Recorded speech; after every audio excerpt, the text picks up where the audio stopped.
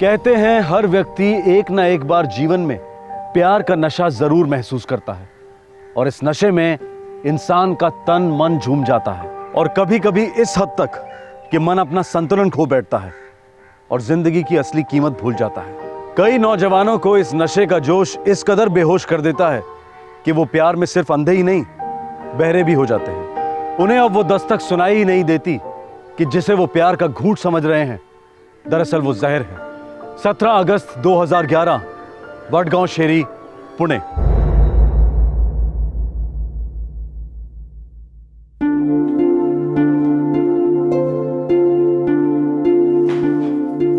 Good morning आशीष।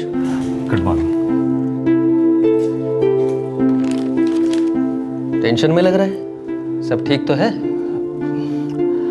हो बाबा, सब ठीक है। लग तो नहीं रहा है, कल से देख रहा हूँ मूड ठीक नहीं है तुम्हारा। एजेंसी में कुछ हुआ है क्या? नहीं बाबा, कहीं कोई प्रॉब्लम नहीं है। देखो बेटा, अगर हमारी ट्रैवल एजेंसी ठीक तरह से नहीं चल रही है तो हम दूसरा कुछ शुरू कर सकते हैं। मैं मदद करूंगा, तुम्हारी पूरा सेटअप करके दूंगा, कोई प्रॉब्लम नहीं है हमारे लिए। नहीं बाबा, वैसे भी कोई प्रॉब्लम नहीं है, मैं भी ठीक हूँ, सब कुछ ठीक है। ऐसे मुंह लटका कर बैठने को कोई ठीक बोलता है क्या? कहीं उस दिन वो भोसले ने तुझे धमकी दी है, उस वजह से तो परेशान नहीं हो ना? नहीं माँ, ऐसा कुछ नहीं है। अब आप दोनों मुझे हद से ज्यादा परेशान कर रहे हो। अकेला क्यों नहीं छोड़ देते मुझे? आशीष बड़ा, क्या हुआ है इसे? देव जाने, पिछले 2 दिनों से ऐसे ही चिड़चिड़ा है।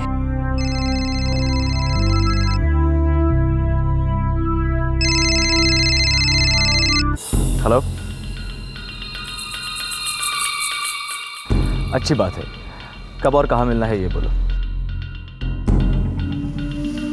ठीक है, डन, मैं पहुंच जाऊंगा।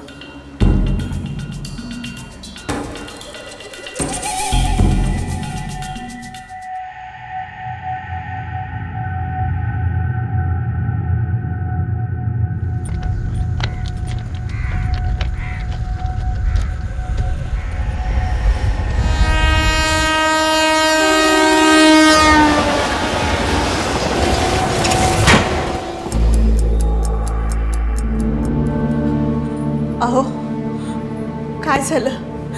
बताइए ना, क्या हुआ? तुम्ही डायल केलेला नंबर सध्या स्विच ऑफ आ रहा है।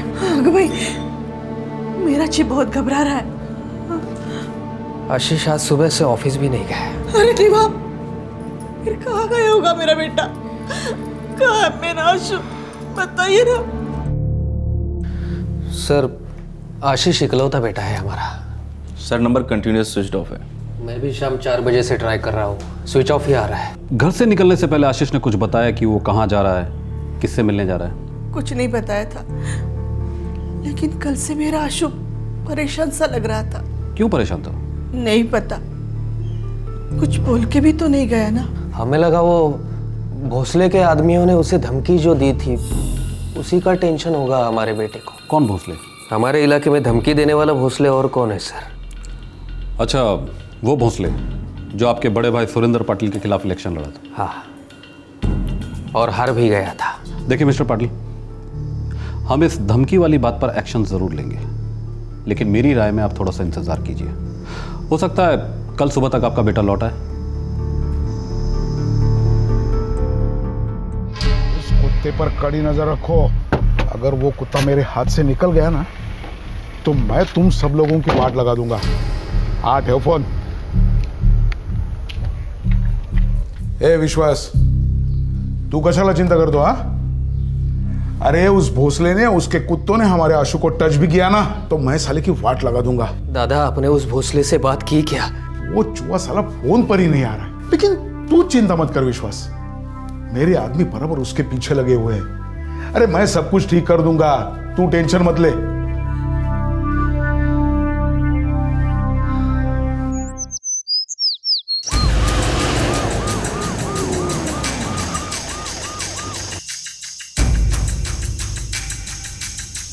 नहीं सर, कल पूरा दिन आशीष सर ऑफिस में नहीं आए और किसी को कॉल भी नहीं किया उन्होंने। फिर आप लोगों में से किसी ने उसे कॉल नहीं किया? वो क्या है सर, अक्सर आशीष सर ऑफिस में नहीं आते, तो मेरा मतलब है हमारे लिए तो नॉर्मल है उनका ऑफिस में ना आना। ये भोसले ने धमकी वमकी दी थी सुना? हाँ सर, दी थी। किस बारे में? सर एक कंपनी के साथ हमारा गाड़ियों का कॉन्ट्रैक्ट है। जब भी उन्हें गाड़ियों की ज़रूरत होती है हम उन्हें गाड़ियाँ भेजते हैं। उस कंपनी के साथ हमारा कॉन्ट्रैक्ट था, अब मेरी कंपनी के साथ है। उस कॉन्ट्रैक्ट को भूल जा आशीष, वो कंपनी हमारी है, अकेला छोड़ उसे। छोड़ने छाड़ने के दिन अभी बहुत दूर है। प्यार से समझा रहा हूँ, मान जा। नहीं मानता, चल आगे बोलो। बोलना क्या है, किसी दिन तेरी कोई गाड़ी गायब हो जाएगी ना तो तू ही बोलेगा माफ करो साहब गलती हो गई। मेरी गाड़ियों को गायब करोगे तुम? ऐसी हालत कर दूंगा ना तुम्हारी। गाड़ी के साथ साथ तू भी गायब हो सकता है। दुश्मनी तो पुरानी है सर, लेकिन आशीष जी ने उन्हें कभी इतना सीरियसली नहीं लिया। एक्सक्यूज मी, वो भोसले के ही आदमी थे? हाँ सर, हमारे कंपटीशन में जो एजेंसी है उसका मालिक भोसले का खास है, और सर भोसले उसे प्रोटेक्शन भी करता है। सर आशीष के कॉल रिकॉर्ड्स रिट्राइव हुए हैं, उसका सेल भी डिस्कनेक्टेड है और सिम निकाला गया लगता है सर। लास्ट कॉल कहाँ ट्रेस हुआ? मुंडवा सर।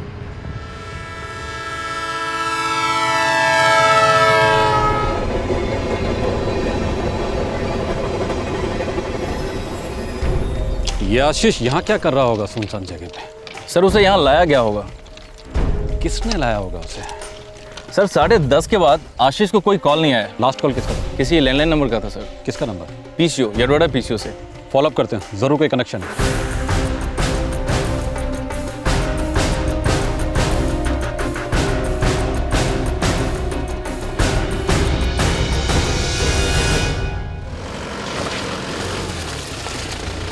सॉरी साहब, हमारे पीछे पे बहुत से लोग आते हैं और चेहरा तो तब याद रहता है ना जब छुट्टे पैसों के लिए आदमी से झिकझिक होती है या फिर दिखने में कुछ कम ज़्यादा लगता हो।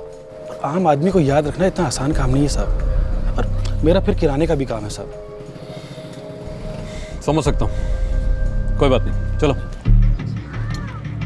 सावन, आशीष के मोबाइल फोन से सिम कार्ड को निकाला गया है, राइट सर।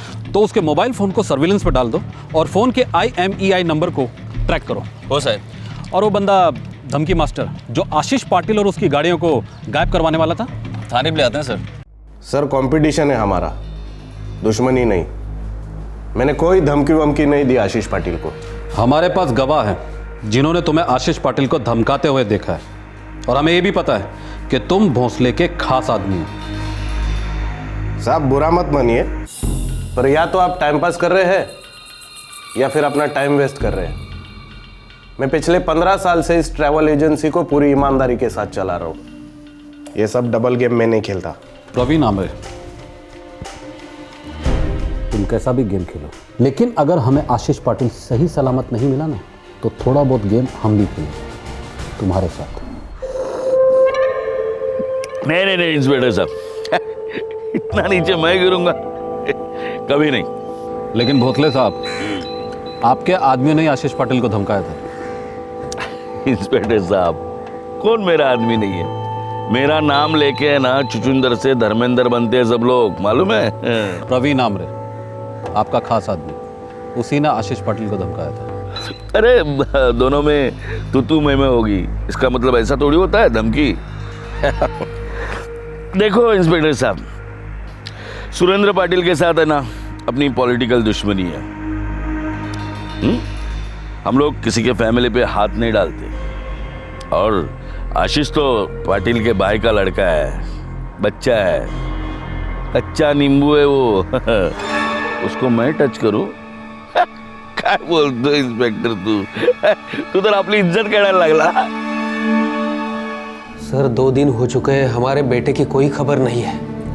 इन्वेस्टिगेशन चल रही है मिस्टर पाटिल, लेकिन अभी तक कोई सुराग नहीं मिला है। उसका मोबाइल इंस्ट्रूमेंट सर्विलेंस पर है और उसके फोटोग्राफ पुणे के हर पुलिस स्टेशन में पहुंचा दी गई है। लेकिन हमारा बेटा कब मिलेगा सर? मिस्टर पाटिल, आप बता रहे थे कि आशीष कुछ दिनों से डिस्टर्ब था, ऊपर से अभी तक कोई फिरौती की मांग भी नहीं हुई है, तो हम ये पकड़ कर चलते हैं कि कम से कम ये किडनैपिंग का केस तो नहीं है। तो फिर कहाँ गायब हो गया हमारा बेटा? शायद वो अपनी मर्जी से कहीं गया होगा। नहीं साहब, कुछ तो बड़ी बात है। मेरा बेटा ऐसा बिना बता के जाने वाला लड़का नहीं है। सर रेलवे पुलिस से खबर आई कि उन्होंने आशीष को उस तस्वीर से पहचान लिया जो हमने उन्हें भेजी थी। उन्हें हमारा बेटा मिल गया है, क्या हम उसे मिल सकते हैं? मिल तो गया है, लेकिन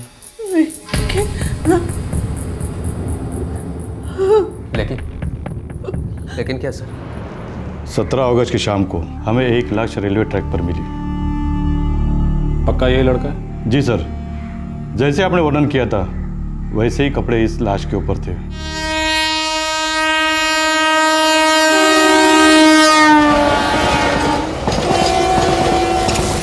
पोस्टमार्टम हो? जी सर, हम लाश को ज़्यादा टाइम तक रख नहीं सके क्योंकि लाश बहुत सड़ चुकी थी। उसके फोटोग्राफ्स हैं हमारे पास, ये देखिए।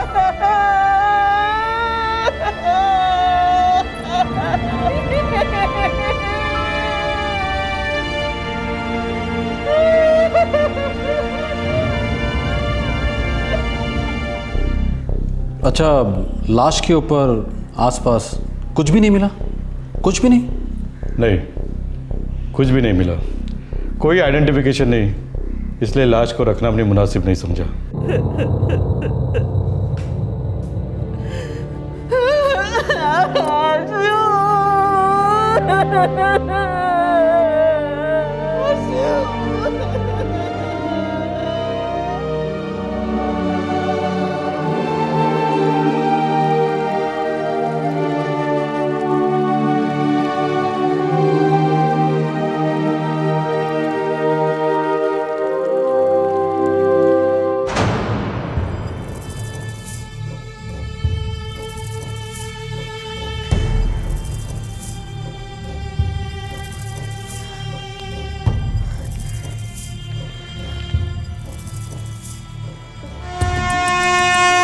साहब, पूरा एरिया छान मारा, कहीं कुछ नहीं मिला। अच्छी तरह से देखो, कुछ ना कुछ तो मिलेगा। ओके साहब।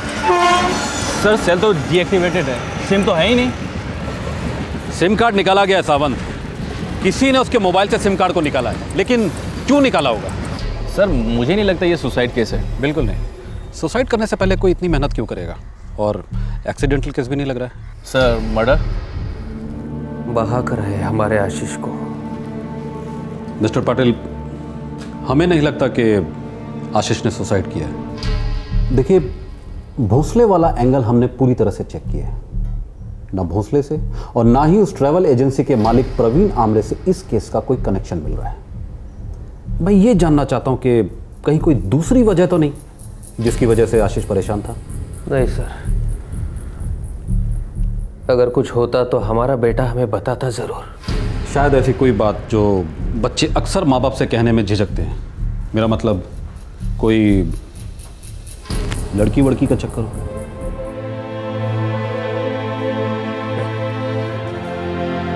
हमने कभी किसी लड़की के बारे में नहीं सुना उसके मुंह से, और मेरा बेटा लड़की के प्यार व्यार में जान देने वालों में से नहीं था सर। पहले आशीष का गायब होना और फिर उसकी लाश का मिलना, ये मामला दिन ब दिन रहस्यमय होता जा रहा था। पुलिस को कहीं से कोई खबर नहीं मिल रही थी कि आखिरकार आशीष उस दिन कहां गया था और किस लिए गया था। आशीष की मौत की खबर के बाद एक और खबर आई और अब यह केस अपने सर के बल उलट गया।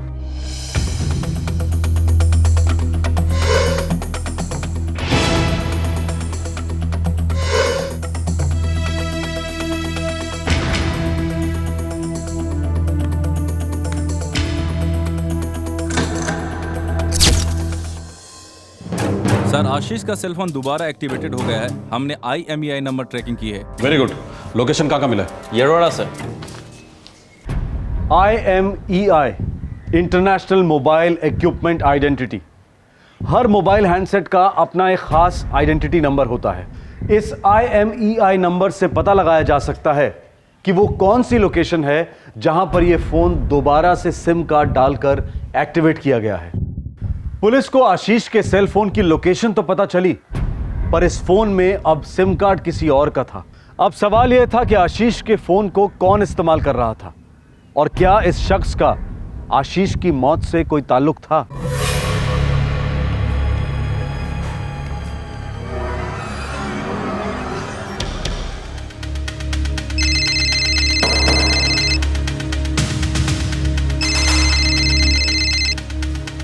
हेलो, कौन बोल रहा है? आपने मुझे फ़ोन किया ना मिस्टर। आप कौन बोल रहे हैं? वडगांव शहरी पुलिस चौकी से PSI सावंत बोल रहा हूँ। आप कौन? मेरा नाम सीमा चिखलीकर है सर, पर बात क्या है? आप पुलिस चौकी आ जाओ, आपसे बात करनी है। सर मैं PhD येरवाडा में इंजीनियरिंग की स्टूडेंट हूँ। आशीष पाटिल को कैसे जानती हो? आशीष पाटिल? कौन आशीष पाटिल सर? वही आशीष पाटिल जिसका शायद मर्डर हुआ है और जिसका मोबाइल इंस्ट्रूमेंट इस वक्त तुम्हारे हाथों में। सर क्या बात कर रहे हैं आप? ये मेरा सेल फोन है। अच्छा, कहाँ से खरीदा? कब खरीदा? बिल है? घर पर है तो घर चलते हैं, और अगर खो गया है तो पूरे घर को खोद डालते हैं, और अगर नहीं है तो उस दुकान को खोद डालते हैं जहाँ से तुमने मोबाइल फोन खरीदा है। सर एक मिनट, ये सेल फोन मैंने नहीं खरीदा, ये मुझे मेरे फ्रेंड ने गिफ्ट किया है। फ्रेंड का नाम? कृष्णा। एड्रेस?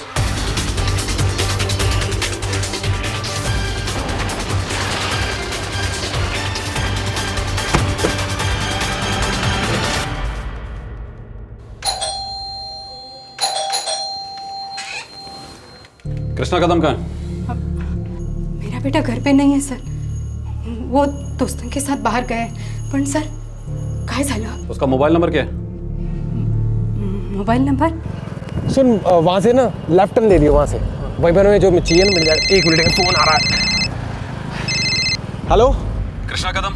हाँ बोल रहा हूँ। Inspector Kane, Wadgaon police station से। क्या हुआ इंस्पेक्टर साहब? पुलिस स्टेशन आ जाओ अभी के अभी।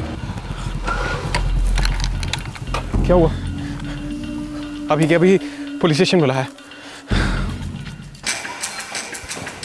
सर इस कृष्णा ने मोबाइल स्विच ऑफ रखा है। मुझे इस कृष्णा पर फुल डाउट है, ज़रूर कोई हाथ है इसका इसमें। और वो इंजीनियरिंग वाली लड़की सीमा, वो भी, दोनों में कुछ मिली भगत लगती है। दोनों के चिट्ठे खोलो सावंत। Okay sir.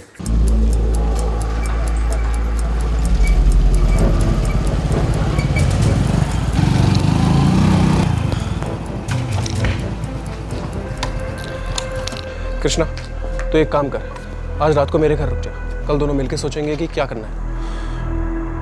वो तो ठीक है यार, लेकिन मुझे समझ नहीं आ रही कि पुलिस वाले मुझ तक पहुंचे कैसे।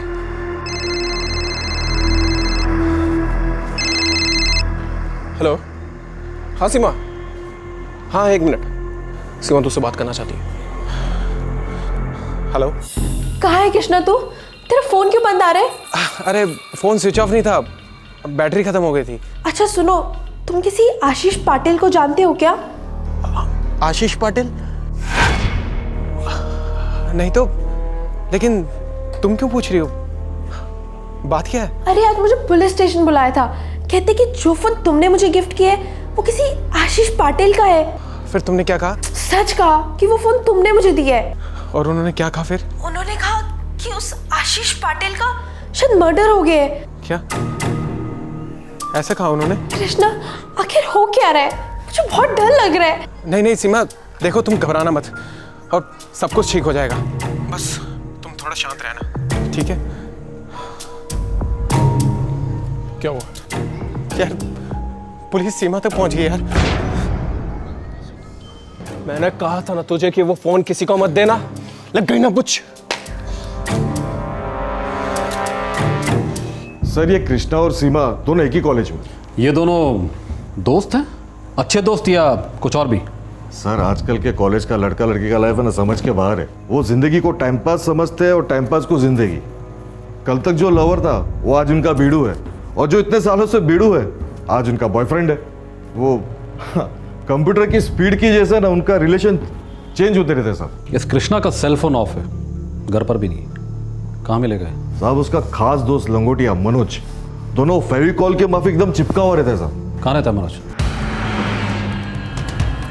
सावंत खबरी ने जो बताया था ये वही एरिया लगता है ना? सर ये वही एरिया लग रहा है। ये वही जगह है ना जहां से आशीष को आखिरी कॉल आया था, ये PCO booth? Yes sir.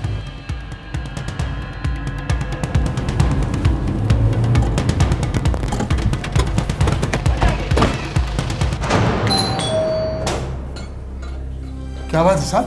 Manoj है? मनोज तो घर में नहीं है। एक बार हम भी देख लेते हैं। है? अरे कहाँ? अरे बाबा अंदर अंदर क्या है यार? अंदर ओ उड़ा ले को। अरे अरे अरे अरे क्या कर रहे हो तुम लोग? अरे सर मुझे नहीं मालूम ये आशीष पाटिल कौन है। ये मोबाइल फोन तो हमें सर रास्ते में पड़ा मिला था। कहाँ पड़ा मिला था? सर मुंडवा के पास। येरवड़ा में रहने और पढ़ने वाले स्टूडेंट तुम लोग मुंडवा के पास क्या कर रहे थे? सर उस दिन मनोज और मैं बूशी डैम गए थे, बस यूं ही टाइम पास करने के लिए, और वहाँ से आते वक्त हम चाय पीने के लिए रुके वहीं मुंडवा के पास। तो वहीं हमें सर ये मोबाइल फ़ोन पड़ा मिला। रास्ते पर पड़ा था? Yes sir. ये फ़ोन तुम्हें रास्ते में पड़ा मिला? Yes sir. और तुम लोगों का इंतज़ार कर रहा था, पूरी दुनिया से छुपा हुआ था, लेकिन सिर्फ तुम लोगों को मिला। Yes sir. ये सर के बच्चे, तुम लोगों को क्या लगता है हम सब लोग एड़े हैं? तुम लोग जो कहोगे हम उसे सच मान लेंगे? इस सेल फोन पर एक भी स्क्रैच नहीं है। ये ऐसा लग रहा है मानो आशीष के हाथ से सीधा तुम लोगों के हाथ में आया हो। नहीं सर, मैं किसी आशीष पटेल को नहीं जानता, और मैं सच बोल रहा हूँ सर। सच तो तू अब बोलेगा, तू भी और तू भी, दोनों मिलकर डुएट गाओगे। सर मेरा इसमें कोई कनेक्शन नहीं है, प्लीज़ आप मुझे मत इन्वॉल्व करिए। तुम जा सकती हो, लेकिन पुणे नहीं छोड़ सकती। Thank you sir. लेकर जाओ दोनों को। सर प्लीज सर, हम इनोसेंट हैं सर। हमने कुछ नहीं किया सर, हम इनोसेंट हैं सर, यकीन मानिए कुछ नहीं किया सर, फंसाया यार। सावंत। Yes sir. आशीष, कृष्णा और मनोज तीनों के फोन रिकॉर्ड मंगवा। कहीं ना कहीं तीनों में कोई ना कोई कनेक्शन जरूर है। नहीं, मैंने कभी नहीं सुना, न कृष्णा न मनोज, आशीष ने कभी जिक्र नहीं किया। सर मनोज और कृष्णा का नाम मैंने कभी नहीं सुना, और ना ही आशीष जी के साथ मैंने कभी इन दोनों को देखा है।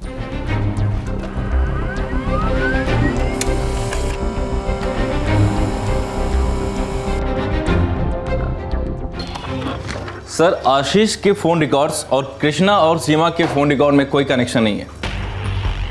बिल्कुल भी नहीं। सर इन तीनों ने कभी एक दूसरे को कॉल नहीं किया। लेकिन एक लेकिन होना ही था। बताओ। सर एक नंबर है जो मनोज और आशीष के फोन रिकॉर्ड में सेम है, और इसी नंबर से मनोज और आशीष की सबसे ज़्यादा बातें होती है सर। अब ये नंबर ही इस केस को क्लोज करेगा। अवंतिका, मैं तुम्हें लंदन सिर्फ पढ़ाई के लिए भेज रहा हूँ। वहाँ मुझे कोई भी नॉनसेंस नहीं चाहिए। जी पापा। हेलो, ये किसका नंबर है? आप कौन बोल रहे हैं? इंस्पेक्टर काणे, वडगांव शरीफ पुलिस स्टेशन से। सर मैं अवंतिका बोल रही हूँ। आशीष पाटिल को जानती हो? जी। और मनोज कामले? मनोज, जी, उससे भी। हमें आपसे बात करनी है, पुलिस स्टेशन आ जाइए। पर सर ये कैसे हो सकता है? अगले 3 घंटे में मेरी लंदन के लिए फ्लाइट है। कैंसिल करवा दीजिए। Sir that's not possible. देखिए गाड़ी घुमाइए और सीधे पुलिस स्टेशन आ जाइए, वरना आपकी फ्लाइट को हम कैंसिल करवा देंगे। एयरपोर्ट पर रेड अलर्ट करवा देंगे। पर सर, आशीष पाटिल अब जिंदा नहीं रहा, जानती हो? ऑफ कोर्स जानती हूँ। कैसे जानती हो?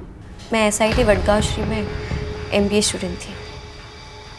आशीष भी वहीं से कोर्स कर रहा था, हम वहीं मिले थे।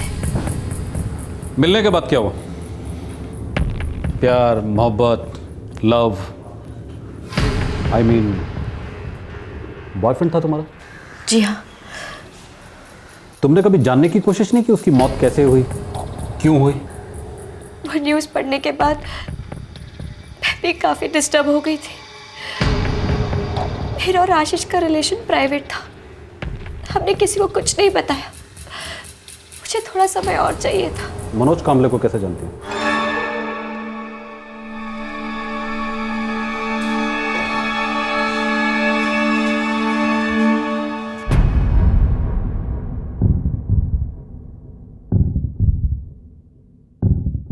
जानते हो इसे? जी जानती हूँ। तो अब बताओ मिस अवंतिका, तुम्हारा बॉयफ्रेंड आशीष उस दिन मुंडवा रेलवे ट्रैक पर क्या कर रहा था, क्यों गया था, किसने बुलाया था, क्या हुआ था उसके साथ? सच सच बताओ। सर मैं सच कह रही हूँ, मुझे कुछ भी नहीं पता है। मैंने तो सिर्फ आशीष से कहा था कि वो एक बार मनोज से मिले, बात कर ले उससे। किस बारे में बात करने को कहा था?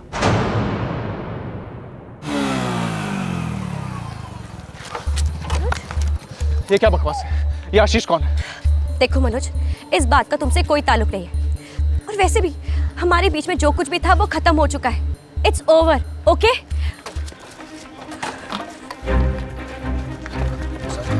काहे का ओवर? कैसा ओवर? हाँ, हम दोनों का 2 साल का अफेयर था, वो भी सीरियस। इस बात को तुम अच्छे से जानती हो।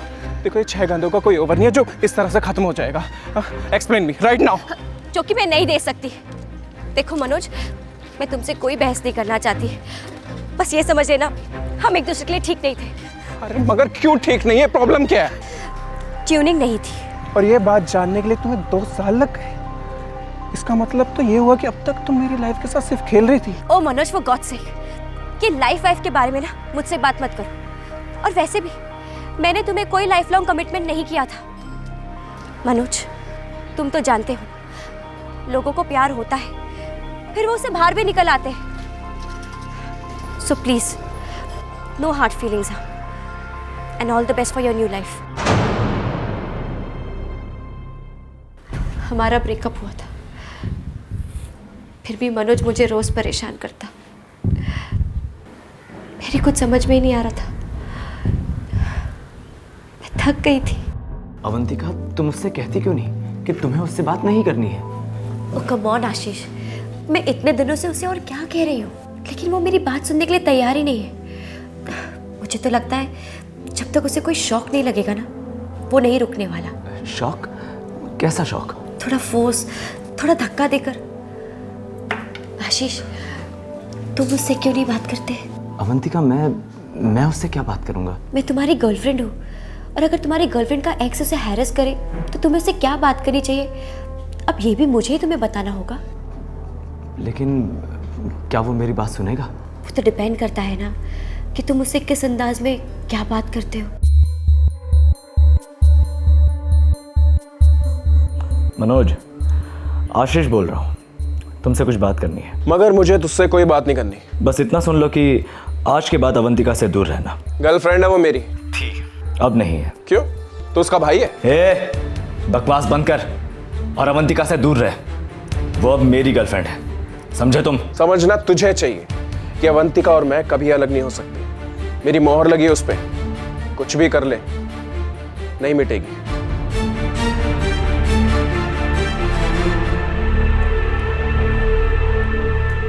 आशीष मुझे 3-4 दिन से लगातार फोन कर रहा था, लेकिन मैंने उसका फोन लिया नहीं। लेकिन इसने मुझे हैरेस करना बंद नहीं किया, रोज फोन करता था। मैंने आशीष से भी कहा कि कुछ करो, बंद करो मनोज के इस नॉनसेंस को।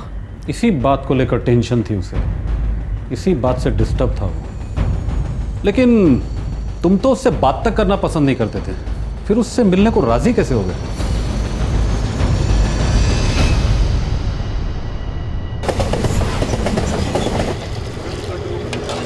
अपने गली के नुक्कड़ पे वो पीपल का पेड़ है ना? हाँ।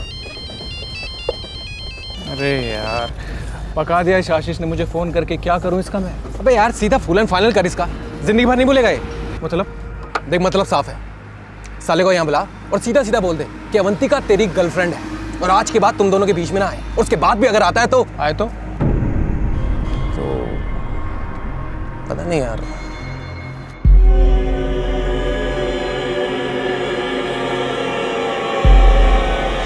हमारे बीच में जो कुछ भी था वो खत्म हो चुका है। It's over, okay?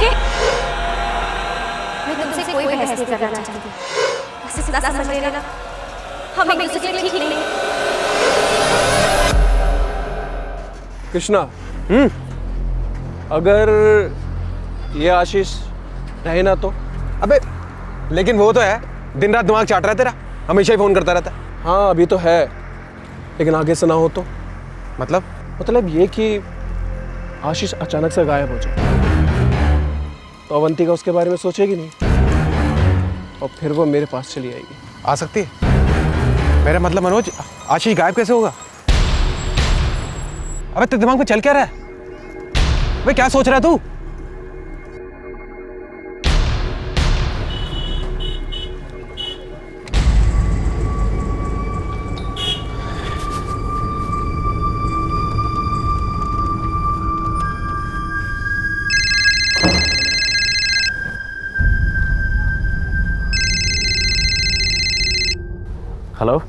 हेलो आशीष, हाँ मैं मनोज बोल रहा हूँ। देखो मैं बात करने के लिए तैयार हूँ।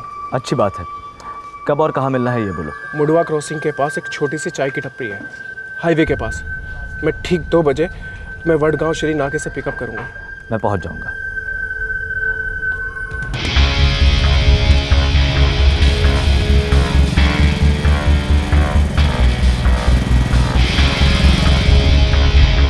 देखो मनोज, अवंतिका ने जो डिसीजन लिया है तुम्हें उसकी इज्जत करनी चाहिए। अवंतिका का और मेरा रिलेशन 2 साल तक था, सीरियस रिलेशन, और इस बात को तुम अच्छे से जानते हो, तो तुम्हें भी उसकी इज्जत करनी चाहिए ना। हाँ करनी चाहिए, लेकिन अब तुम्हारा रिश्ता खत्म हो चुका है। अवंतिका का और मेरा रिश्ता अब बहुत मजबूत है, 2 साल से भी बहुत ज़्यादा आगे जाएगा। हाँ बॉस, लेकिन तुमसे पहले मैं उसकी ज़िंदगी में था। समझा करो यार, तुम अभी हो ही नहीं। अवंतिका की ज़िंदगी में तुम मायने ही नहीं रखते, तुम उसे दिखते ही नहीं हो यार। हाँ, क्योंकि तुमने उसकी आंखों पे पट्टी जो बांध के रखी आशीष पाटिल, क्योंकि तुम हमारे बीच में आ गए। गलत, मैं तुम दोनों के बीच में नहीं आया था। पहले अवंतिका ने तुम्हें अपनी ज़िंदगी से बाहर कर दिया था और इसके बाद हमारी दोस्ती हुई थी, और इस बात से तुम इनकार नहीं कर सकते मनोज। सही कहा तुमने, वैसे भी एक ही तो ज़िंदगी मिली है, इसे एक लड़की के लिए क्यों बर्बाद करना। और तुमने बिल्कुल सही कहा, अवंतिका को मैं दिखाई नहीं देता, तुम दिखाई देते। ठीक है, मैं अपनी हार मान लेता हूँ। नहीं यार, हार और जीत की बात नहीं है, बस लाइफ और टाइम का खेल है, दोनों किसी के लिए नहीं रुकते। सही कहा तुमने। सुनो, मैं तुमसे एक रिक्वेस्ट करना चाहता हूँ, प्लीज़ मना मत करना।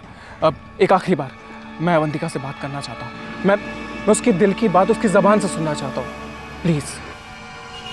चल ठीक है, जब भी तू बोले। अभी बात करें? अभी यहाँ इस जगह पर? हाँ, हम साइड में जाके बात कर लेते हैं, तुम अपने फ़ोन का स्पीकर ऑन कर लेना और हम बात कर लेंगे। प्लीज़ यार, आज आर्या पार का फैसला हो जाने दो।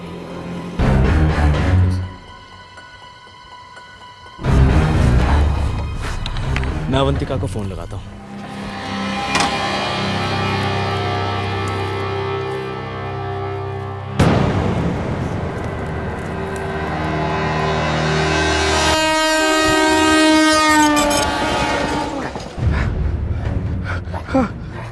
सामान निकाल, पर्स निकाल इसका। उधर से रुमा उसका और भी कुछ पड़ा, इधर पड़ा, इधर पड़ा, इधर उठा इसे। हाँ चल।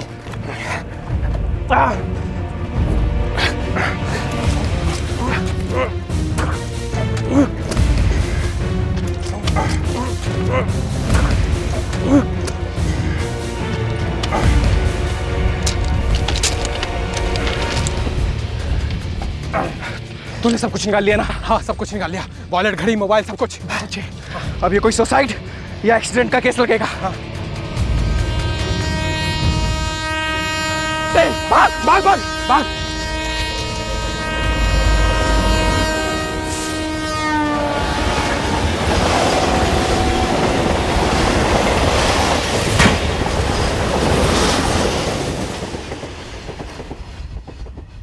आशीष अब अवंतिका को दिखाई नहीं देता मनोज, तो उसके माँ बाप को भी दिखाई नहीं देता, किसी को भी दिखाई नहीं देता। लेकिन एक बात बताऊं, आज के बाद जिंदगी भर तुम भी दिखाई नहीं दोगे, जेल की सलाखों के पीछे सड़ोगे। ले जाओ इन दोनों को।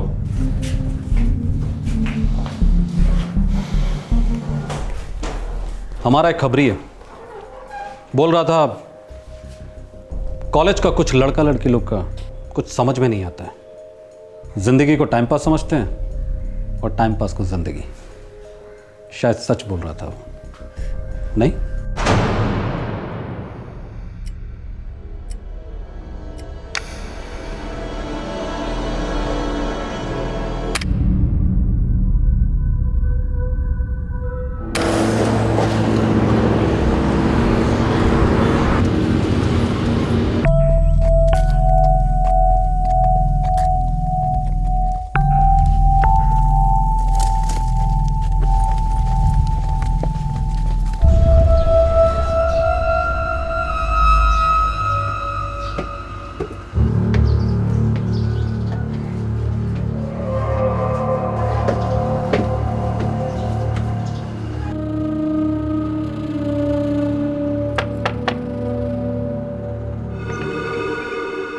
बोलिए। बाबा जी है क्या घर पे? हाँ हाँ, आइए अंदर आइए।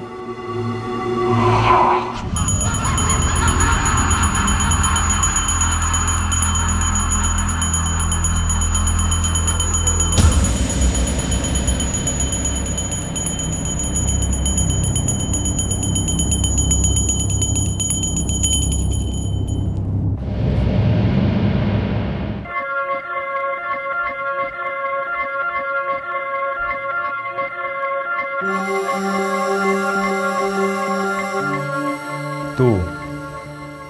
पूरी तरह ठीक हो जाएगा। वो समय बहुत जल्द आएगा।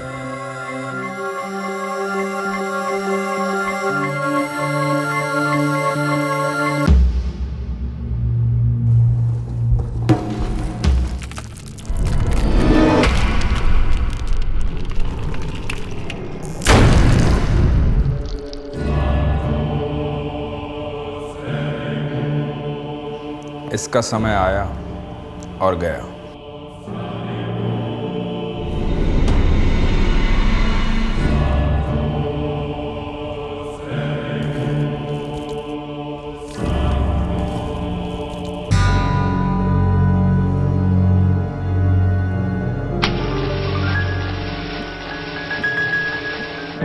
एक मासूम की बेवक्त हत्या की गई और इस जुर्म का नामो निशान जलाकर खाक कर दिया गया। हत्यारे समय को अपना साथीदार मानकर चल रहे थे। उन्हें भ्रम था कि समय की धारा उनके गुनाहों को धो देगी, हमेशा के लिए भुला देगी। वो ये मानकर चल रहे थे कि अगर एक अरसे के बाद जली हुई लाश का कोई हिस्सा मिलता भी है तो शिनाख्त की घड़ी कभी आएगी ही नहीं। लेकिन वो घड़ी आई और ये एक घड़ी के कारण ही मुमकिन हुआ। जी हां, पीड़ित की कलाई पर रिस्ट वॉच इस केस का एकमात्र सुराग था जो कानून को दस्तक दे रहा था कि शिकारी कौन था और शिकार कौन।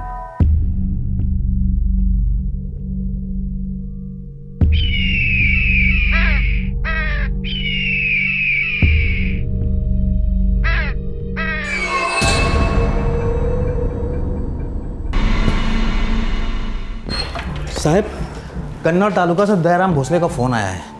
वो किसी खेत में लाश के बारे में बात कर रहा है और कह रहा है कि लाश बुरी तरह से जली हुई है।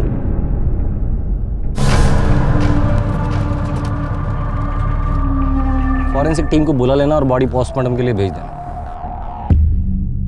मेल बॉडी है, 35 से 45 साल के बीच का आदमी। बॉडी बुरी तरह जल चुकी। जिंदा जलाया गया है? शायद नहीं, पहले मौत हुई है, उसके बाद लाश को जलाया गया। ठिकाने लगाया जा रहा था ताकि कोई पहचान न सके। अब जिसने भी किया है सक्सेसफुल है, क्योंकि इस लाश की शिनाख्त करवा पाना पॉसिबल नहीं। लाश की कलाई पर एक घड़ी देखी थी। ये रही, ये भी जल चुकी है, लेकिन इसकी शिनाख्त की जा सकती है। 5:30 सुबह के भी हो सकते हैं, शाम के भी हो सकते हैं। मौत कम से कम 24 घंटे पहले हुई है। और ये रहा सुराग नंबर 2, शर्ट का एक टुकड़ा जो जला नहीं, इस रिस्ट वॉच की तरह। वाइकर कंपनी और बी अक्षर के साथ बस का सिंबल। ये बी कोई नाम हो सकता है? सर, पूरे औरंगाबाद जिले के जितने भी मिसिंग कंप्लेंट्स हैं मैंने सारे चेक किए और इस लाश की तरफ कोई भी इशारा नहीं हो रहा है। शायद मरने वाला औरंगाबाद के बाहर का था। हाँ सर, हो सकता है। और ये भी हो सकता है कि इस घड़ी की सुई हमें सही दिशा तक ले जाए।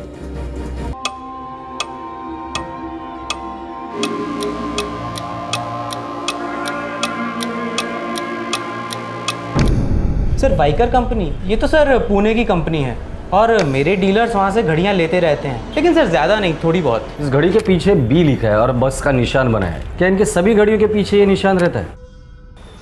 1 मिनट सर।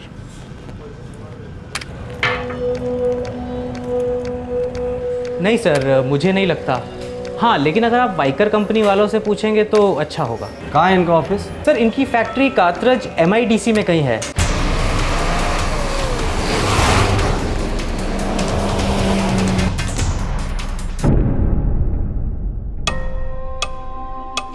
ये माल हमारा है और हमारी फैक्ट्री में बना है। दरअसल ये घड़ी हमें एक लाश की कलाई पर मिली थी औरंगाबाद में। हम लोग उसी की शिनाख्त करने की कोशिश कर रहे हैं। सर, ये लेटर बी और ये जो बस का सिंबल है, हम लोग उसी के बारे में जानना चाहते हैं। सर, आमतौर पर इस तरह की मार्किंग हम नहीं करते हैं। ये मेड टू ऑर्डर है, मतलब किसी ने खास तौर पर बनवा के लिए है। किसने? पुणे में हमारी मार्केटिंग सेल है, आई थिंक वहाँ से पता चल सकता है।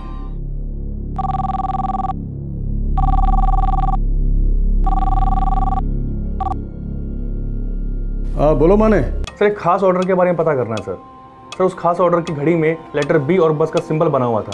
सर, बता पाएंगे किसका था? क्यों जानना चाहते हो? सर, एक्चुअली पुलिस जानना चाहती है, औरंगाबाद पुलिस।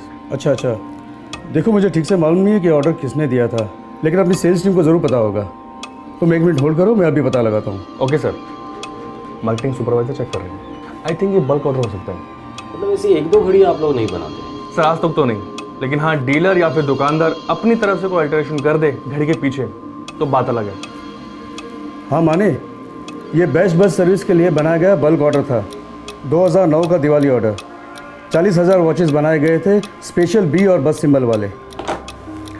मैंने कहा था ना सर, ये बल्क ऑर्डर होगा। सर बेस्ट बस सर्विस का ऑर्डर था। लेटर बी और बस का सिंबल वाली खास गाड़ियाँ दिवाली के लिए बनवाई गई थी। कब की दिवाली? सर 2009 की दिवाली, और 40,000 गाड़ियों का ऑर्डर था। पूरी संभावना थी कि कत्ल किया गया आदमी बीईएसटी का कर्मचारी था।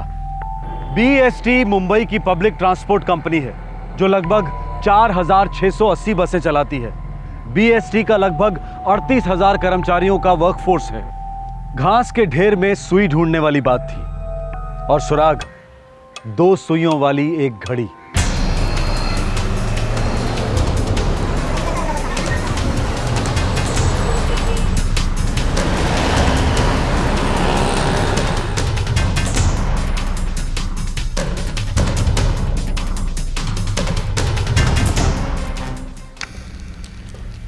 हाँ, ये घड़ियाँ हमारे मैनेजमेंट ने सभी कर्मचारियों को दिवाली को दी थी 2009 में। ये घड़ी हमें एक लाश की कलाई पर मिली। सर, हमारे 38,000 कर्मचारी हैं। उस हर एक की एक फाइल होगी, अटेंडेंस शीट होगी। उन 38,000 कर्मचारियों में से ऐसे कितने लोग हैं जो पिछले 4-5 दिन से काम पर नहीं आए? ये हमारे सभी बस डिपोज की अटेंडेंस रिपोर्ट देखकर पता लगाया जा सकता है। बोरकर साहब, सभी डिपोज को इन्फॉर्म कीजिए। देखिए, हमारे हिसाब से 14 जुलाई को खून हुआ, 15 जुलाई को हमें लाश मिली, और आज 19 जुलाई है। तो 14 जुलाई से लेकर आज तक जो लोग काम पर नहीं आए, मुझे उन सभी की लिस्ट चाहिए।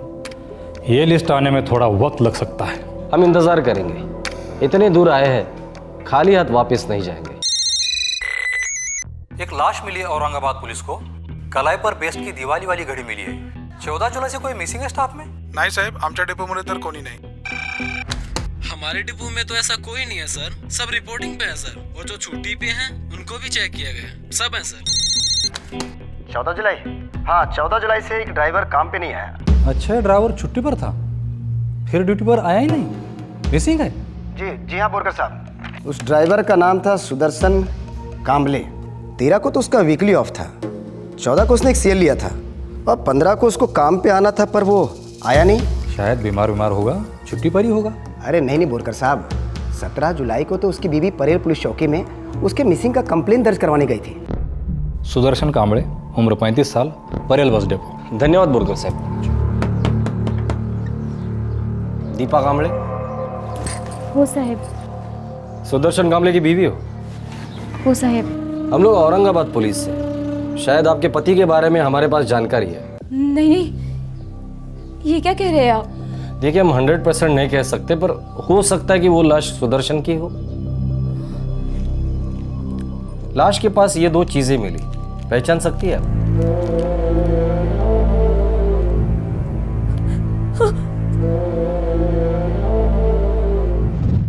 कल सुबह तक पक्का हो जाएगा ना? हाँ, बस पैसे दूंगा और तुरंत वापस लौट आऊंगा। मेरे समझ में ये नहीं आता, आप यहाँ से पैसा मनी ऑर्डर या कुछ कर दो ना उस औरत को। हर बारी संगम ने खुद जाने की क्या जरूरत है? अरे मेरा बस चले तो मैं ऐसा ही करूं, लेकिन क्या करूं, अभी मेरा वहां जाना बहुत ज़रूरी है। कोर्ट ने अभी फैसला नहीं किया है ना, मैं कम देना चाहता हूं और वो ज़्यादा मांग रही है। एक बार कोर्ट का फैसला आ जाए, फिर हर महीने ये संगमनेर जाने का चक्कर ही खत्म। ला, काजी क्या हो, सही सलामत लौटाना। घाबरू नकोस, मैं सही सलामत वापस आ जाऊंगा।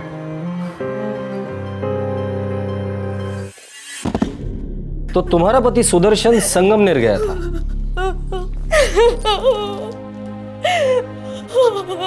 पर उसकी लाश हमें कन्नड़ गांव में मिली जो औरंगाबाद जिले में आता है। पता नहीं ये वो क्यों गए होंगे। सुदर्शन संगमनेर क्यों गया था? उन्हें हर महीने वहां जाना पड़ता था। उनकी पहली पत्नी वहां रहती है,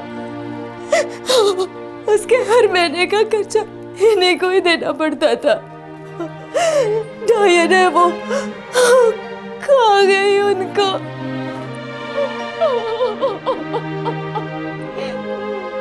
हमने संगमनेर पुलिस स्टेशन को इन्फॉर्मेशन भेज दी थी। उन्होंने सुदर्शन की पहली पत्नी से पूछताछ की। क्या बोली? बोली कि मेंटेनेंस के लिए पैसे देने आया था और चला गया। अब उसके बाद वो कहाँ गया, उसका क्या हुआ, उसे कुछ नहीं मालूम। आप लोगों ने सुदर्शन कांबले का फ़ोन रिकॉर्ड चेक किया? उसका सेल 14 जुलाई से ऑफ है। ये उसका सेल रिकॉर्ड है। उसकी लास्ट बात ये एक पीसीओ के नंबर से हुई है। ये पीसीओ यहीं परेल में ही है। ये सुदर्शन कांबले भी परेल डिपो में ही काम करता है ना? हाँ, हम परेल डिपो भी गए थे पूछताछ करने के लिए कि शायद हो सकता है कोई आपसी दुश्मनी वगैरह हो, लेकिन ऐसा कुछ नहीं मिला। समझ में नहीं आ रहा ये औरंगाबाद करने क्या गया था? पहले तो हमको लगा कि हो सकता है कि औरंगाबाद में कोई अफेयर वगैरह हो। उसके फ़ोन का लास्ट लोकेशन भी कन्नड़ गांव है। हम वहाँ भी गए थे, मगर वहाँ भी कुछ नहीं मिला। उसकी बीवी दीपा, उसने उसे फ़ोन नहीं किया? नहीं, दीपा के पास कोई भी सेल नहीं है। उसने हमें बताया कि उसने एसटीडी बूथ से कई बार बात करने की कोशिश की, लेकिन हर बार सुदर्शन का फ़ोन स्विच ऑफ था। मतलब सुदर्शन आखिरी बार अपने पहली बीवी से मिला था? हाँ, कादम्बरी नाम है उसका। कादम्बरी, उससे बात करनी होगी। दोबारा उसके मुंह से सब कुछ सुनना होगा।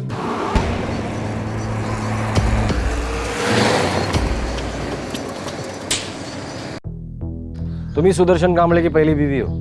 जी हाँ। आखिरी बार उसको तुम्हारे साथ देखा गया था? वो सब मुझे पता नहीं, लेकिन वो मुझे कोर्ट में मिला था।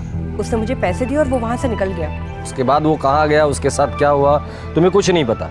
यही बताया था ना मुंबई पुलिस को? जो सच है वही बोला उनको, और आपको भी मैं वही बोल रही हूँ। सुदर्शन और मेरे तलाक को 4 साल हो चुके हैं। हर महीने एक बार मिलती हूँ मैं कोर्ट में, लेकिन मेंटेनेंस पैसे के लिए। औरंगाबाद क्यों गया होगा? मुझे नहीं पता। आप उस अंकिता से जाके क्यों नहीं पूछते? अंकिता? ये अंकिता कौन है? उसकी साली, उसकी बीबी दीपा की छोटी बहन। अब ये बीच में कहाँ से आ गई? बीच का मुझे पता नहीं, लेकिन वो उसके साथ आई थी यहाँ संगमनेर। बारी बारी गिनती की है तू? 3000 ये रख ले। किसी का कोई भरोसा नहीं है ना, इसलिए। 2000 लेती थी ना, तो बार बार मेरे को इधर आना नहीं पड़ता था, और आने जाने का खर्चा होता है सो अलग। ये 3000 रुपये भी कम पड़ जाते हैं आज की महंगाई में। और तुम कोई एहसान नहीं कर रहे हो मुझ पर। बेटी को खुद पाल रही हूँ और बहुत जल्द उसकी शादी भी करानी है। 15,000 रुपये महीने के कमाते हो, फिर भी 1-1 के लिए रोते रहते हो। तो मेरे हाथ को कितना आता है काट पीट के? 12,000 भी नहीं आता। और मुंबई का खर्चा तो मालूम है ना तेरे को? मालूम है। शराबियों के झूठ भी अच्छी तरह से जानती हूँ। बात करता है।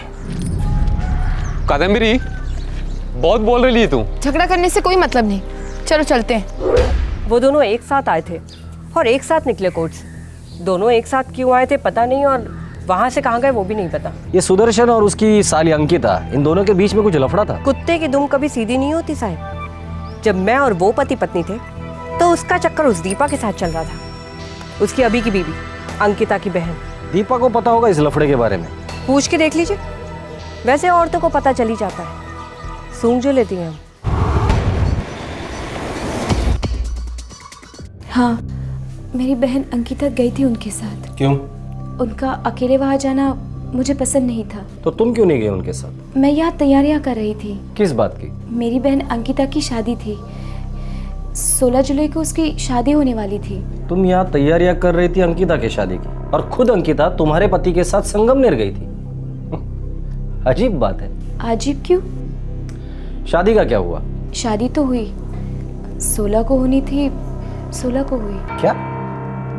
एक तरफ तुम्हारा पति गायब है और दूसरी तरफ तुम्हारी बहन की शादी हो रही, जैसे कि कुछ हुआ ही नहीं हो। शादी के टाइम पे हमें क्या मालूम था साहब कि वो गायब है।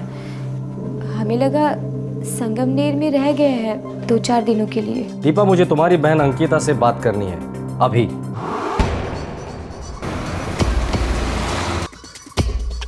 सर, ये सुदर्शन की बीवी दीपा कुछ ज्यादा ही सीधी लगती है। इसकी पीठ पीछे इस अंकिता का सुदर्शन के साथ अफेयर चल रहा होगा। तो फिर ये अंकिता सुदर्शन का मर्डर क्यों करेगी? उसकी शादी होने वाली थी ना सर, शायद इसीलिए। 14 जुलाई को तुम लौटी और 16 जुलाई को तुम्हारी शादी होगी। वो सर, अंकिता, तुम गई थी सुदर्शन के साथ पर लौटी अकेली, ऐसा क्यों? जीजा जी को संगमनेर में कोई काम आ गया था, तो उन्होंने कहा तुम घर चलो, मैं बाद में आता हूँ। जीजा जी, आप पक्का 15 तक लौट आएंगे ना? पता है ना 16 को क्या है? ज़्यादा ड्रामा मत कर, मेरे को सब पता है, और सब काम प्लानिंग के हिसाब से ही होएगा। मैं तेरे को विदा करने वाला था ना, मैं ही करेगा। सुदर्शन ने बताया नहीं कि संगमनेर वो किस काम से रुकने वाला है? नहीं बताया सर। बताया नहीं कि संगमनेर से कहीं और जाने का प्लान है? नहीं सर, कुछ नहीं बताया, मैं सच बोल रही हूँ। मैंने कब कहा कि तुम झूठ बोल रही हो?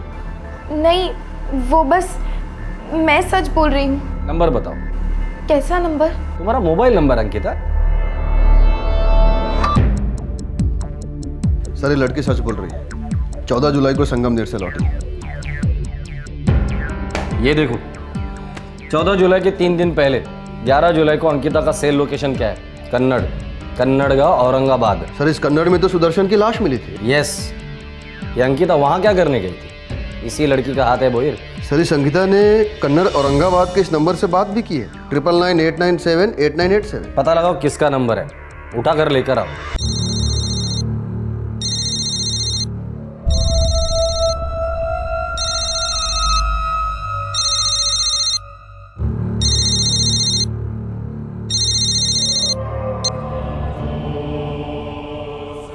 हेलो हेलो, शिविर police station Varun PSI Bhoir बोलतो। हाँ नंबर कोणाचा है? जी मैं जगदीश महाराज बोल रहा हूँ। अंकिता सातपुड़े, जानते हो इस औरत को? जी नहीं, कभी नाम भी नहीं सुना। कभी बात की है इससे? कभी नहीं। पक्का बात नहीं की? हाँ हाँ पक्का। ठीक है।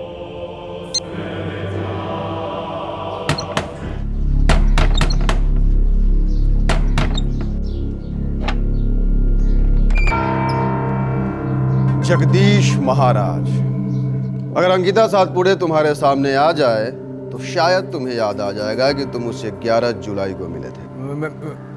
मैं वो क्यों मिले थे ये तो अंकिता ही बताएगी।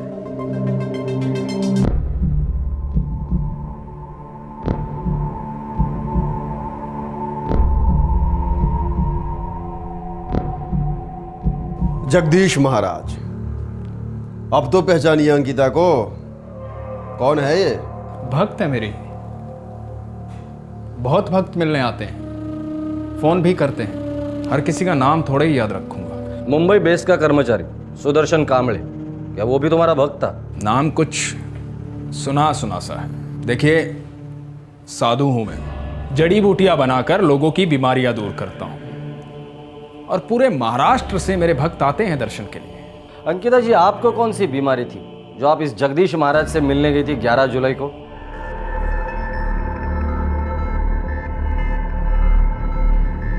सुदर्शन के फोन का आखिरी लोकेशन कन्नड़गांव औरंगाबाद था।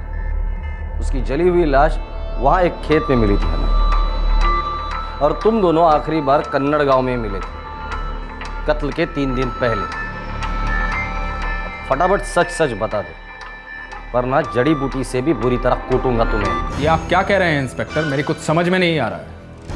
ये लड़की मेरे पास दवाइयाँ लेने आई थी बस। अंकिता जी, आपका ये जड़ी बूटी वाला महाराज तो हमें झूठ की पुड़िया थमा रहा है। सच का चिट्ठा खोलोगी तो सबके लिए अच्छा होगा।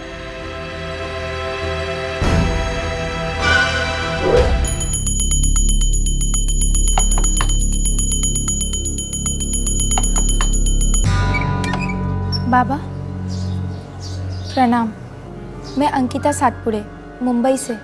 अच्छा अच्छा अच्छा, आओ अंदर आओ।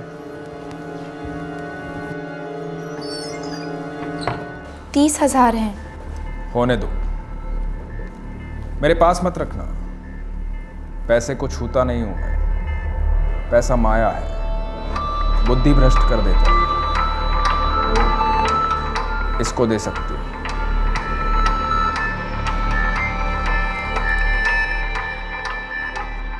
अब मैं चलूं बाबा? निश्चिंत रहो, तुम्हारे जीजा की सारी बीमारी खत्म की जाएगी। प्रणाम बाबा।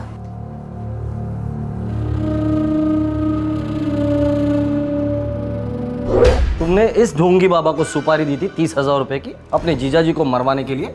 क्यों किया ऐसा? अपने होने वाले पति से अपना अफेयर छुपाना चाहती थी, जो तुम्हारे जीजा जी सुदर्शन कांबळे के साथ चल रहा था। ये झूठ है, मेरा जीजा जी के साथ कोई अफेयर वफेयर नहीं था। फिर ऐसा क्या था कि तुमने उसे जान से मरवा दिया? मुझे नहीं पता था उनका खून हो जाएगा। मैं तो सिर्फ पैसे डिलीवर करने गई थी। किसने भेजा था तुम्हें पैसे देकर? ये तो पैसे बाबा को दे देना अंकिता। कशाला ताई? अंकिता, तुम्हारे जीजू की तबीयत बहुत खराब है, शराब की बीमारी है उन्हें। लेकिन ताई, 30,000 रुपये का ट्रीटमेंट, कैसा ट्रीटमेंट है ये? और इतने सारे पैसे आए कहाँ से ताई? मैंने अपनी सोने की चेन बेच दी तुम्हारे जीजू की भलाई के लिए। अब सुदर्शन को शराब छोड़नी ही होगी, नहीं तो जिंदगी छूट जाएगी उसकी।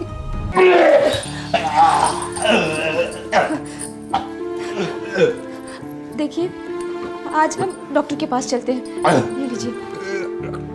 कहीं नहीं जाना है मेरे को। आप इतना रोज क्यों पीते हैं? साले, वो तो कादम्बरी की तरह बड़बड़ मत कर। ठीक है, मैं कुछ नहीं कहती। अब जो भी कुछ कहेंगे वो डॉक्टर कहेंगे। चल साले, कोई कुछ नहीं कहेगा, कोई कुछ नहीं कहेगा। और तू खड़ा खड़ा क्या कर रही है? जा, जा उधर कुछ खाने को लेके आ, मेरे को बहुत भूख लगी है।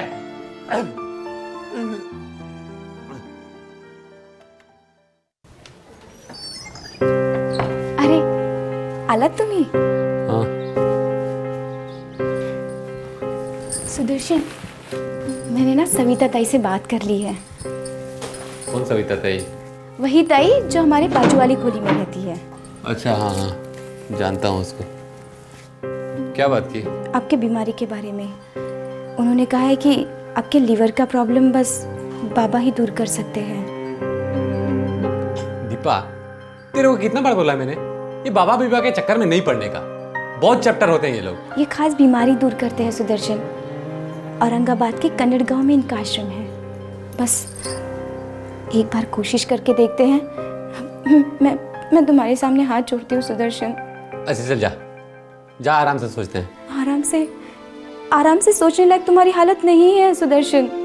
मैं आपके पैर पड़ती हूँ, एक बार मिल लो उस बाबा से। अच्छा ठीक है, जा अभी कुछ खाने के लिए लेके आ।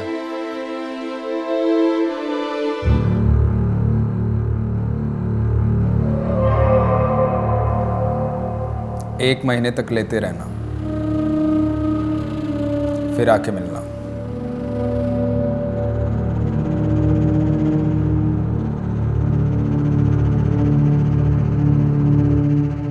मुझे तो ताई ने बस इतना बताया था कि ये पैसे जीजा जी के ट्रीटमेंट के लिए, उन्हें पूरी तरह से ठीक करने के लिए। ए ढोंगी बाबा, हाँ, तू लोगों को जो बोगस दवाइयाँ पिला था ना, पूरी लिस्ट है मेरे पास। चल अब सच सच बता दे, सुदर्शन कांबले का खून क्यों किया था? उसकी बीवी ने तेरे पास उसके इलाज के लिए पैसे भेजे थे और तूने उसको दुनिया से ही दूर भेज दिया। अबे साले, अब एक सेकंड भी चुप बैठा ना तो जबड़ा तेरे हाथ में होगा, लेकिन तेरा हाथ कहीं और। फिर दुनिया की कोई भी जड़ी बूटी तेरा इलाज नहीं कर पाएगी, समझे? बता।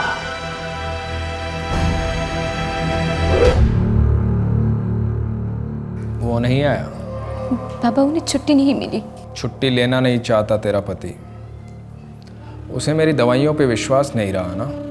मैं काय करूं बाबा, तो दारू सोडतच नहीं, बस पीते रहता है।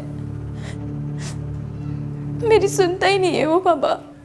मन छोटा मत कर।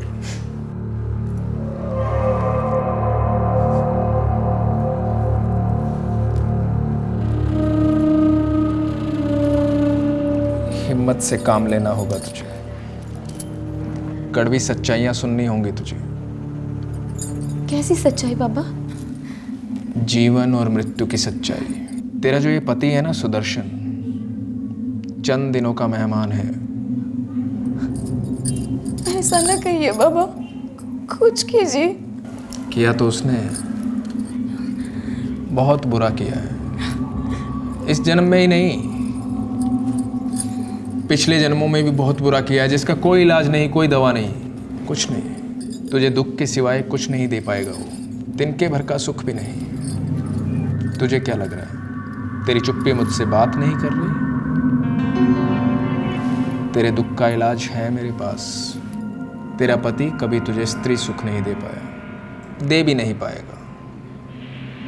वो बेचारा तो खुद दुख में डूबा हुआ है, पर तुम दोनों का इलाज है मेरे पास।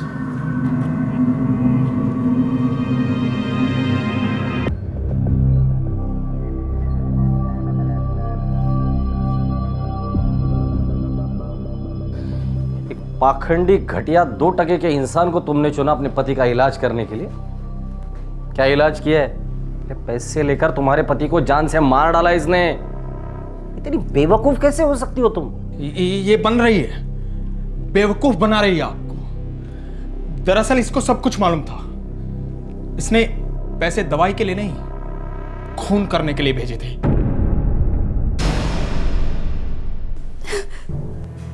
मैं क्या करती साहब? सुदर्शन और ज्यादा पीने लग गया था। रोज थोड़ा थोड़ा करके मर रहा था वो। बाबा ने बोला कि एक ही बार में उसको छुटकारा दे देंगे, फिर हम दोनों शादी करेंगे, अपनी नई जिंदगी की शुरुआत करेंगे। मतलब तुम्हें पहले से ही पता था कि तुम्हारा पति मर चुका है? बाबा, क्या आपने सुदर्शन को मार डाला? उसे जान से मार डाला, और ऐसा मारा है कि दुनिया में उसकी लाश कोई भी पहचान नहीं पाएगा। अब हम एक हो सकते हैं।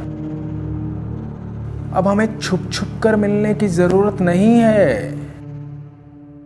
थोड़े दिन चुप बैठो, फिर अपने इलाके के पुलिस स्टेशन में जाके अपने पति के लापता होने की रिपोर्ट लिखवा देना। पुलिस कभी लाश ढूंढ नहीं पाएगी, गारंटी है मेरी। और लाश मिल भी गई तो 2 से 2 नहीं मिला पाएगी। जी बाबा। अब तुम मुझे बाबा मत कहो, मैं तुम्हारे लिए सिर्फ जगदीश हूं। तुम्हारा जगदीश, सिर्फ तुम्हारा जगदीश। तुम्हारी जिंदगी आसान नहीं थी, मानता हूं मैं दीपा। एक शराबी पति किसे चाहिए? शायद वो ज्यादा दिन तक जिंदा भी नहीं रहता, पर तुम दोनों तो नशे के गुलाम नहीं थे। पूरे होश में तुम दोनों ने एक आदमी की हत्या की है, और ये सिर्फ एक संगीन जुर्म नहीं बल्कि एक घटिया हरकत भी है। पर दीपा, तुम इस फ्रॉड की बातों में कैसे आ गए? ऐसे घटिया आदमी के साथ जिस्मानी रिश्ता कैसे रखा? रत्ती भर भी शर्म नहीं है तुम्हें? और आप जगदीश महाराज, अब आप सारी चिंता छोड़ दीजिए, क्योंकि अब आपका इलाज कानून करेगा 14 साल तक। लेके जाओगे नहीं?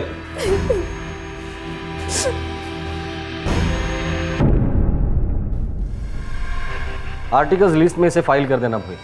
ये घड़ी इस केस की स्टार है। शादी के झूठे वादे करके इस ढोंगी बाबा ने दीपा का सेक्सुअल एक्सप्लॉयटेशन किया था। बेबस और लाचार दीपा इस बाबा के झूठे वादों के तालाब में पूरी तरह से डूब गई थी। पुलिस ने और इन्वेस्टिगेशन की तो पता चला कि जुर्म करना और औरतों को फंसाना इस विकृत इंसान की आदत थी, पेशा था। हमारे देश भर में, समाज के हर तबके में ऐसे हताश और बेबस लोग हर दिन इन पाखंडियों के पैतरों का शिकार होते रहते हैं। इस केस में एक जिंदगी मिटाने के बाद सबूत भी लगभग पूरी तरह से मिट चुके थे। शायद ये केस कभी सॉल्व ही नहीं होता, पर कहते हैं ना कि समय से आगे रहने के लिए आपके तरीके बिल्कुल जायज होने चाहिए, वरना समय साए की तरह पीछा करता है और जुर्म को साए से बाहर निकालकर रोशनी में ले आता है, जैसा कि इस केस में एक रिस्ट वॉच ने किया। फिर होगी आपसे मुलाकात, तब तक अपना ख्याल रखें, सुरक्षित रहें। जय हिंद। इस तरह के और भी एपिसोड देखने के लिए हमारे चैनल को सब्सक्राइब करें और बेल आइकन दबाना ना भूलें।